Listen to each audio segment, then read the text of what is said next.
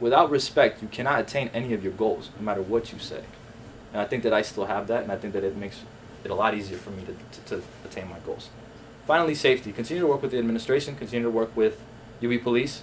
Make sure that all the resources that we give them are used appropriately so that nothing bad happens here on North and South Campus, or if it does, to the minimum. Thank you. That's gonna be timing. We'll open it up. I've been practicing all night. Chris? Alright, I like what you're saying about giving us free stuff. I dig it, man. I like it. I like this. Just give me the free stuff. I'm gonna start by saying Hassan Farah said that he taught you how to fulfill your position as VP, and that he took you under his wing to teach you how to fulfill that position. Now, do you believe that that you're capable because of his teachings, or that you learned independently? I don't understand how he could teach me how to be a vice president if he really didn't effectively learn how to become a president in the first place. I think that I learned independently. I think that a vice president, there's no set rubric on how to learn to become a vice president. I think that my experiences as a club leader, and more importantly, and I think that a lot of people forget this, as a student at the University of Buffalo, teaches you how to become a good politician here. You know, you need to know what the students want. You need to know what the students don't like about this place.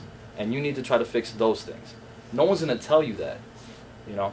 Just because you might have had a resume with a bunch of stuff that really doesn't matter to most students. Most of your students don't know what subboard is. But I guarantee you most of your students are going to know that 24-hour busing is in effect now. And I guarantee you that they're going to know that NRA Task Force can drop you off directly in front of your house. So whatever you've done in the past is irrelevant if you're not serving the students. I mean, you could take that and go to law school with that, but at the end of the day, I'm not here for that. I'm here to work for the students, and I'm here to make sure that the Student Association works effectively. I learned on my own. I'm my own person. I'm my own man. I'm going to run the administration the way I see fit. And if he thinks he took anybody under his wing, then I should be out punching people in the face right now. I like it. My next question. You were speaking of programs that, you know, you're going to delegate which programs should be cut. What do you think is a program that can be cut? I think the radio station here, I don't think a lot of students use it. I think that we were talking about it in subboard. WRUB has about 50 followers, like constant followers of the program, and we do pump a lot of money into that. I think that I think that those fundings can be used in a better way. I think that those could be used, you know, to extend the anti-terror task force for another semester, for another year. I think that that money can be taken somewhere else. I think that, you know, it really, you know, for us to know exactly what should be cut, students need to let us know what isn't really used efficiently.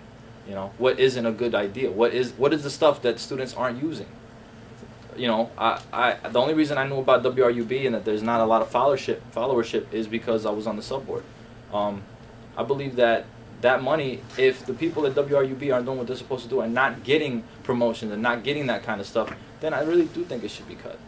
You know, I think I want to use an example. SATV. We had SATV last year. We cut it because I didn't believe it was a good use of mandatory student activity fees. What did the students get out of SATV? What did they gain out of that? Did you guys see any fun shows that you guys like? I thought the drunk bus show. Main Street Confessionals. I heard that was good. I never saw it. I heard it was good. But do you really want to pay part of your student activity fee to see that? You know, that's what it comes down to. You know, it's funny if somebody else is paying for it, but since we're paying for it, I think, you know, you should get more bang for your buck. So, you know, I'll obviously the best way to answer that is whatever the students think is not being used, we should cut, and use that money to reinforce whatever they think does need to be used. Just to jump in, is there any policies or, you know, programs that you would have liked to have seen implemented that maybe your predecessor wasn't on board with or didn't think was a good use of SA funds? Increasing the money to clubs. He'll tell you that he wanted to increase the money to clubs and stuff like that, but nah. I really think that the best way for people to get involved are 3 ways. 1, working with SA. 2, going to all our events, going to our Spring Fest, Fall Fest, Distinguished Speaker Series, or small concerts, those kind of things. And then 3, joining a club, which is the most proactive way to do it, is to join a club.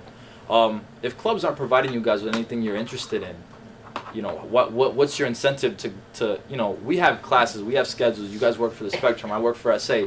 What are you gonna show me that I'm gonna take part of my free time and give that to you? You know, what are you bringing to me?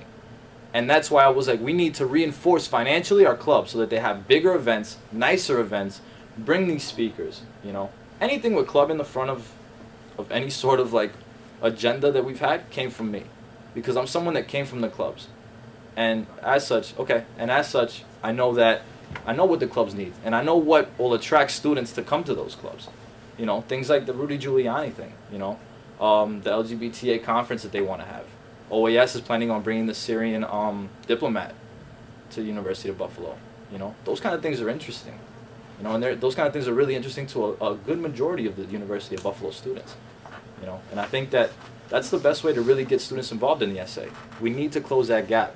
It can't be SA, we just chilling in our office doing nothing. We have these great offices upstairs in 350 Student Union, and we never talk, we never interact with the student body. It can't be like that anymore.